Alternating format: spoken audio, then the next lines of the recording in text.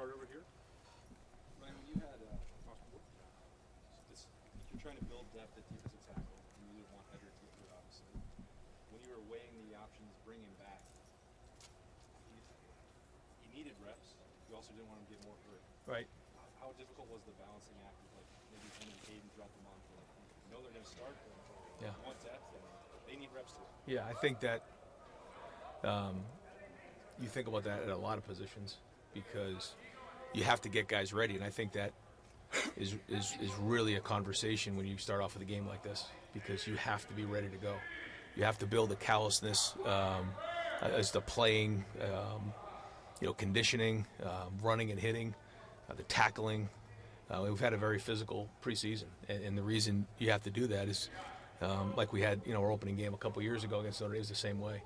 And so, those are decisions that have to be made, but there's only one way to do it. You just got to do it. You can't have regrets coming out of the first game that, I didn't hit enough, we didn't tackle enough. We've done that, and I think because of that, we're prepared to go. And we had another good practice today, and so now the pads come off, and a lot of it's going to be mental here moving forward.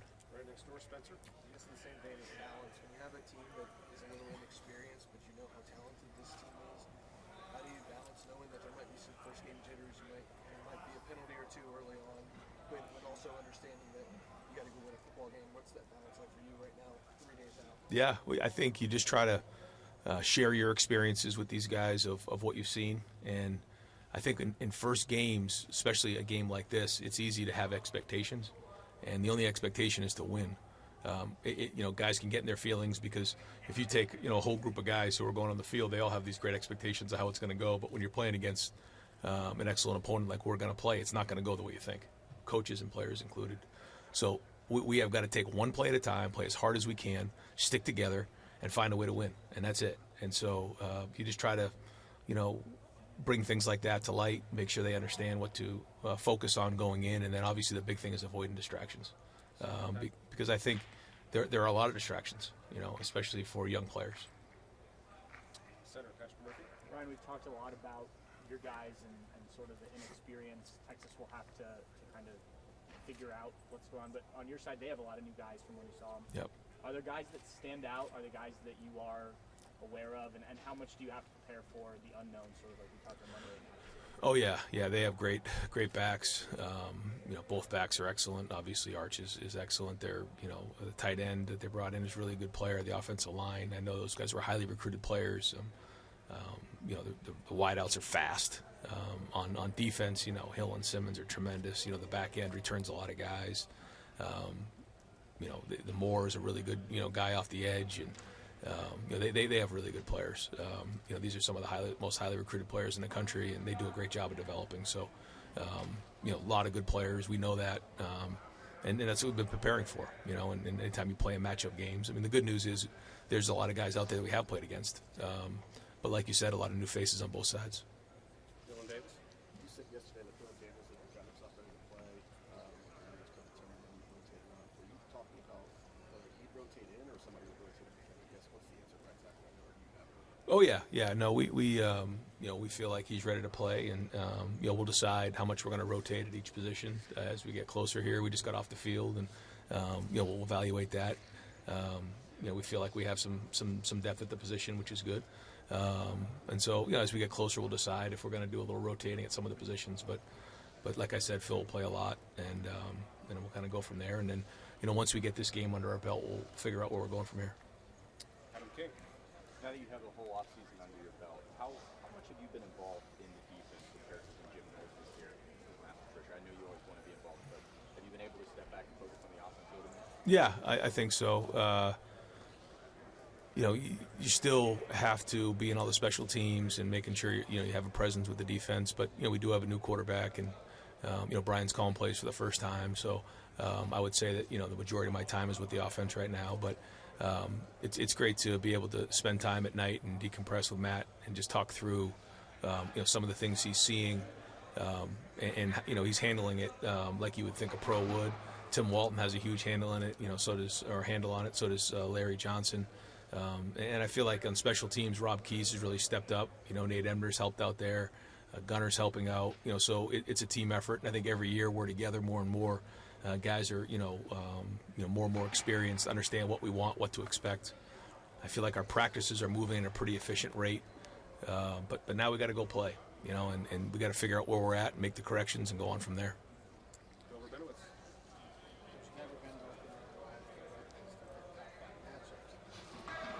But nothing as senses it as a coach. It was like the second or third game, not the first game. How are you kind of approaching this? I mean, how excited are you? How nervous are you? Just because it's one versus two or three. I think it's just great for college football. It's great for our fans. It's great for our team. Again, no expectations other than to win. But it's going to be a great environment. Like I mentioned before, the louder that we can make it, the harder we can make it for Texas, the better for us. And so, we need the crowd into it. And, execution fuels emotion. I talk to the guys about that all the time. So the more, execution we have, the more big plays that we make, the more the crowd will get into it. And But no, it's a great way to start the year. It's just different. It's different. And so, there's positives and negatives to everything, but man, what a great game to kick off the season with against a great opponent and our guys. But this is why you come to Ohio State. You come to Ohio State and play in games like this. No disrespect to other teams, but this is what it's all about. When you go to recruiting and you sit in people's homes and you talk about what it means to be a Buckeye and the great tradition of great games that are played, to say this is one of the best opening games that's ever been played in Ohio Stadium history. I mean, come on. This is unbelievable. So, for us to rally together early in the season like this as a fan base and as Buckeye Nation is going to be great. Got time for two more. We'll go over here to Stephen Means. Oh, right Yep. there. Obviously starts well known for the scripts. You don't do that. Why? What's the pros and cons of being a guy who has a early game script versus maybe not doing that? Yeah, not to get into it too much, but some guys really like to do the script where they have their plays, and we do more openers because I feel like we would spend so much time on the script that we'd once the script was over, we would fall out of rhythm, and that was just my decision. And then the second thing on that is it doesn't always play the way you think. All of a sudden, early in the game, you're in the red zone a bunch, or you find yourself backed up, and you can find yourself out of rhythm. So we definitely have openers. We have things that we like to open the game with, plays that we use to kind of recognize what the other team is doing, which when we used to have a script, it would be the same way. I think there's pluses and minuses to everything. It's just what you believe in, and they do a great job of it. We'll wrap it up with Cameron T. Robinson. Ryan, on the topic of rotating and the conversation that you guys are going to have, how different is that conversation? Like you said, you have experience, you want to rotating guys, but you have a game like this. Yeah. It's different than, say, if you opened up a scramble. Yeah, I would say you're right. I would say that if it wasn't the opponent it was, you'd probably see more rotating in this game, and we'll see more rotating moving forward. But we also have to win this game, and that's the number one goal here coming out of it. Coach, thank you. Yep. Thanks, Ryan. Yep.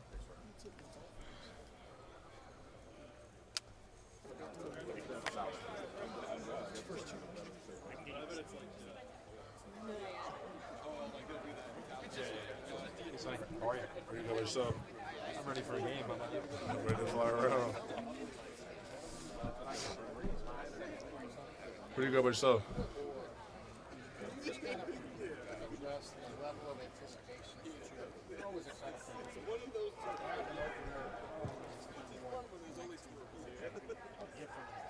Yeah, it's awesome. You have a great team coming in. They got a lot of talent. Obviously, we just played them pretty recently, so they're fired up, ready to play. So are we. So it's me excited. Can't wait to get back in the shoe. For me, it's crazy. It's my fourth year, so I only got a few more games left in that stadium. So I'm going to cherish it for sure.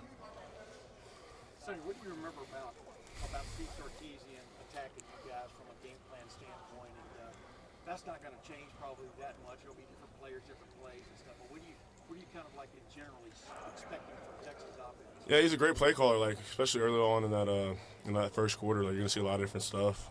There's a lot of movement going on, a lot of eye candy, trying to create miscommunication and stuff like that. So we just gotta be on the same page, locked in, just have good eye control and stuff like that. How do you feel like you've grown in terms of your coverage ability as a I think I've grown a lot more in zone coverage. a lot, just so, having an idea of, like, knowing exactly where I'm going, knowing my eye progression, like, who am I working to? Like, all right, I'm a hook curl, like, I'm seeing 3, now I'm going to 2, and stuff like that. Just know where I'm getting to, know who I'm looking at.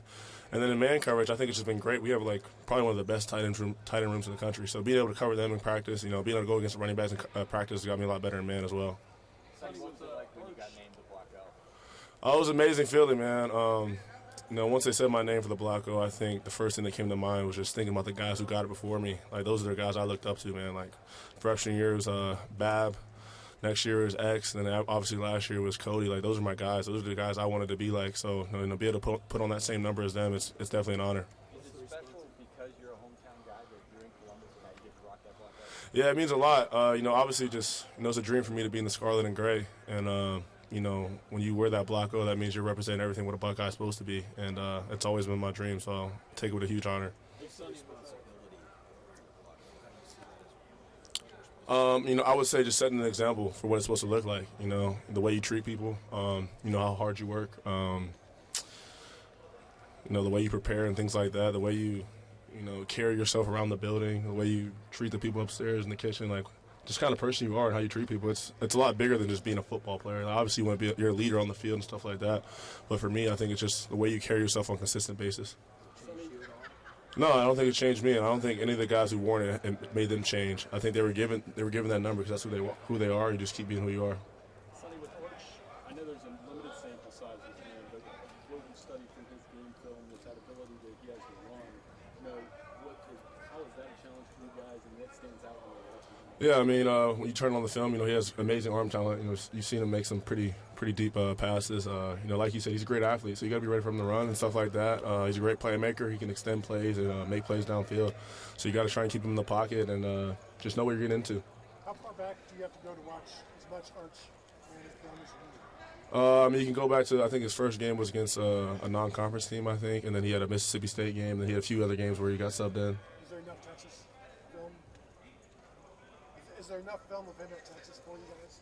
Yeah, you got what there is on film, so you kind of just work with that, and then you kind of just, try to have an idea what you're preparing for him. We know what he's capable of. Were you on the field when he went in last year? In the Cotton Yes, I was on the field. What were y'all telling yourselves? Hey, Manning's on the field. What was like the? Yeah, he's on the field. He's an athletic quarterback. Short yardage thing and probably QB run. So that was kind of the idea that was coming in. What do you learn about defense week 1 you can't know during the preseason? Say that again. I'm sorry. What do you learn about a defense during week 1 you can't know during the preseason? I think knowing how you're going to respond to adversity in the real heat, because it's practice. Like they score in practice. It's a little different when they score in the game. The score goes on the board. You're running to the sideline, stuff like that. So just seeing how you're really going to respond in a controversy. And I think we're battle tested. We're ready. Obviously the real test is in the game, but I think our guys are ready. I think we're one group. We're together, and we know how to respond. Texas is a good coach, and they say that you're getting a lot of time to cook something up, watch out. How do you think that applies to your new defensive coordinator? Yeah, I think Coach Fisher is obviously a seasoned coordinator. He does a great job. I think you can expect him to have us in places to make plays.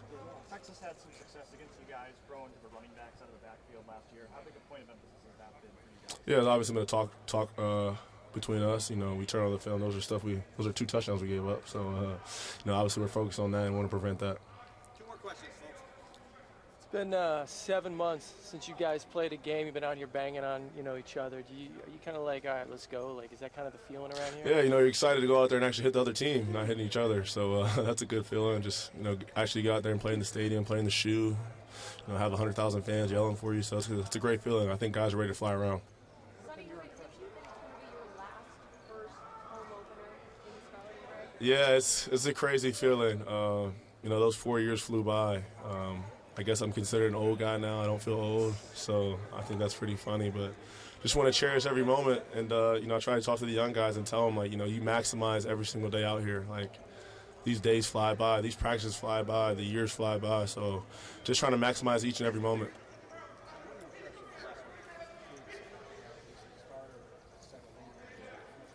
Yeah, Julian's got a lot of confidence in himself. I can tell.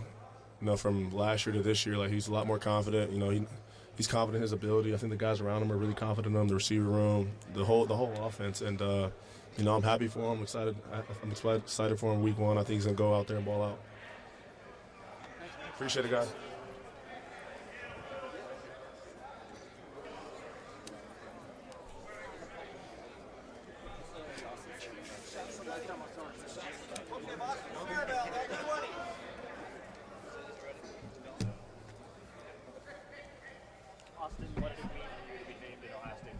It was honored that all the players that voted me to be captain. It was a dream of mine to be a captain, a goal of mine when I was a little kid, play here and be captain, all that. What kind of responsibility do you feel being in that role? I really have to step up my leadership role even more now. I'm one of the leaders of the team now. I got to make sure everyone's the standard is set here at Ohio State, and just keep going with that. Yep.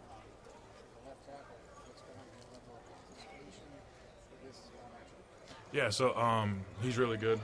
He's going to be a good player, and he's going to be a challenge for us.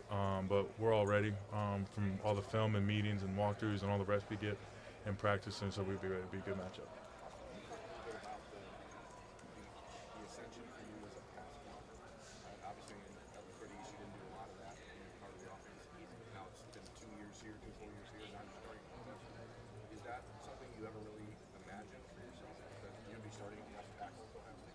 No, I thought I'd always be at guard, but just working every day, working on my craft. The coaches helping me out if I have it, when I ask questions, all that stuff, and I'm just keep working every single day to try to be the best player I can be. Just the fundamentals of pass pro from day one when I got here. Coach Fry did a good, awesome job coaching me and just giving me tips and pointers each day we were working on it. Are you just a little bit surprised yourself that you're starting probably left tackle on Saturday? At least that's the hints that they've given. I mean, have you surprised yourself by the way you've come on these last 2 months? No, just all the hard work and effort I put into this. Just it's putting out now, and I just got to go out there and work. Yeah, what was that light bulb moment where things kind of started, I don't know, being lightened up for you? Illuminated. I mean, I guess you can say the first play, but then after that, you just settle in and just keep working and keep playing. What did you learn from Donovan watching him make that switch from guard to tackle? So in the spring, he really helped me out. When he was at practice, I asked him questions and like just tips and pointers that helped him. He told me, and it worked. Kind of similar for you and him. You know, you got thrown in there against an outfield Carter. You're going up against Colin Simmons. Did you kind of learn from how he was able to handle that? Yeah. For him, it was different because it was at Penn State, and he was on the silent, and usually he was the guard that was tapping. But then he had to step out and go against Abdul Carter at left tackle. But now, being home at Texas, I got a little advantage in what he got, but it'll be fun. Have you grown more of an appreciation for how he was able to make that switch now that you're kind of learning to play tackle more? Yeah, I mean, definitely his situation was a lot harder than mine was. I had a whole off season to train, and he only had like pretty much a week to get ready. So shout out to him, but it's just we both had the same mindset on Saturday. What are the biggest things that give you confidence in your ability to go be the left tackle? My work ethic, in the meetings, walkthroughs, everything that just be confident and just go out there and compete. How much of a mindset shift was it? I mean, obviously a tackle, you can be under a high level. So how much did you have to, obviously physically, but mentally kind of shape what you have to do? For me, it really wasn't much of a different mindset. I still had the same mindset that I had last year, just maybe a little different on some plays, but other than that, it's pretty much the same for me. Obviously, it's Colin Simmons, and they also have another really crucial player. When you look at those two guys specifically, what kind of attributes make them stand out to you? Yeah, I mean, they got a lot of speed, powerful, and they got some nice moves, and it'd just be a great matchup for us up front.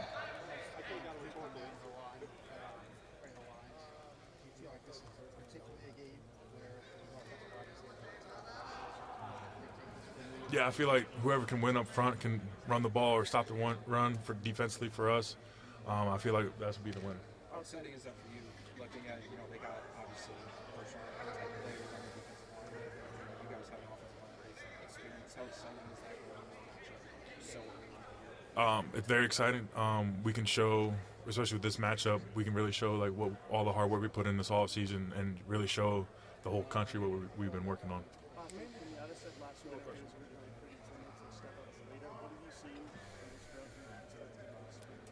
Yeah, so he really stepped up. He started out slow, but that's how I started out slow too. And then that summer he really stepped up and he was really the main leader of that D line. How much does it boost your confidence having Luke, Carson, Tegra, guys that you played so much with last year? It boosts us up high. I mean, we go after a rack, we can come to the sideline, we can just get it, and we can fix if we need to fix anything, we can fix it instantly.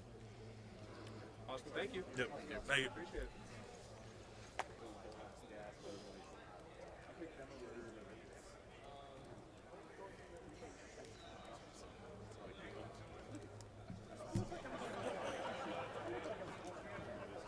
What's going on? How y'all doing? What does it mean to you to be an Ohio State captain? It means everything to me. When Coach Day told me that I was a captain after practice today, it felt so real, man. You just come here, wanted to be a captain. First of all, that's one of the greatest honors you can have as being an Ohio State player. Not a lot of people get to do it, and I'm just honored and blessed. Coach Day was saying last week that you were a guy in camp several times. You were kind of the guy who rallied the offense, brought it together. How do you feel like you were able to do that? My natural leadership abilities. I felt like at the times I had to bring the offense up, we were kind of dead. We wasn't getting a lot of things going. And once I brought them up and got in their face, it was like, all right, let's go now. And everything started to change. And ever since that moment, I feel like there was times in camp that I had to keep doing that, and that's what I did. Is it empowering to know, going into Saturday that like you can be one of those guys for the team? Yeah, definitely. I just feel like anytime I could bring the offense and get the energy going, that's what I need to do, and that's what I will do. What gives you?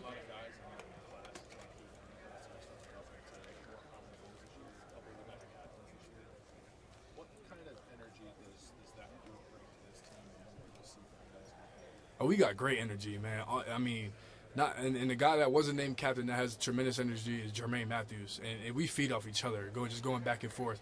And the whole 23 class, we came here together. We knew what we wanted to do, but I think we start the energy and everybody feeds off of it, and yeah, that's that. For the most part, that you guys, it doesn't happen everywhere. The classes stuck together. Yeah. Over 3 years. What's led to you guys winning to stick it out? I think we've seen the bigger picture. First, I didn't know that, but then as I played quarterback, I'm like, I want my receivers here at this time, like on time. Everything is timing to it, and I've taken little things from playing quarterback and just helped it all to my receiving game as overall. How's it you guys getting ready for this game, knowing you're going against the old saying, like opponent? They've got great players. Yeah. Maybe all do. How much has that accelerated, I guess, the readiness for this team for Saturday? I mean, yeah. Camp's gone on. Yeah. Felt a different kind of urgency. Yeah, definitely. It's different than other years past. We haven't played in a game like this starting. I think maybe Notre Dame a couple years ago, but I wasn't here yet, so it wasn't even like. But this game is different. It's 1 versus 2 or 3, whatever it is. But we know the magnitude of this game, and we ready. You've seen this defense every day during the fall. What would you say gives you confidence that this defense can hang with Texas Tech? I mean, I know what they can do. I know what Coach P brings to the table. And I just feel like they going to do them. They going to do what we've been seeing in practice day in and day out. And I'm excited to watch them. Does this game feel different for you just knowing you're a starter, you're a captain, it's your time? Yeah, definitely. I wouldn't say just for me, but the whole team. Like we've been waiting for this moment ever since we won a natty last year. Like, all right, we know what we got coming in here. They coming up here, and we got to defend the shoe. Brandon, thank you. Appreciate it. Brandon. Caleb, this will be your 3rd straight time playing Texas, and just 7 months ago, you guys were playing Texas as well. But how excited are you to get back out there and open the season with the Longhorns? I'm excited to open the season in general, just to feel the butterflies, the anxiety that comes with it. I mean, those are all great emotions, and I mean, it's a great thing to play in an elite level of talent like Texas, so it'll be good. You guys saw Quinn Ewers in the Cotton Bowl, but you also saw some of Arch Manning as well. What are your impressions of facing Arch? Really athletic quarterback, plays the game at a really high level, has a really strong arm, so it'll be a challenge, and we're looking forward to it. Of course, a lot of talk about the quarterback, but what other weapons have you guys identified on their offense that you're looking out for? Same guys as last year. DeAndre Moore, Ryan Wingo, those guys play at a really high level, and then the running backs are really good players too. So you've known Julian for a long time at Alabama, now at Ohio State. Just how proud are you of him to be named the starting quarterback here? I mean, I've supported him since the day I met him, so it's been cool to watch him grow up and become the player he is today. So it's going to be really exciting to see him play on Saturday. Just how excited are you to take the field as an Ohio State captain this year? That's so much respect for me, just respecting my teammates that they've given me. it's an honor to be in the position that I'm in. So I just thank God to be here. Thank you so much, Caleb, and good luck this weekend. Appreciate it. Thank you.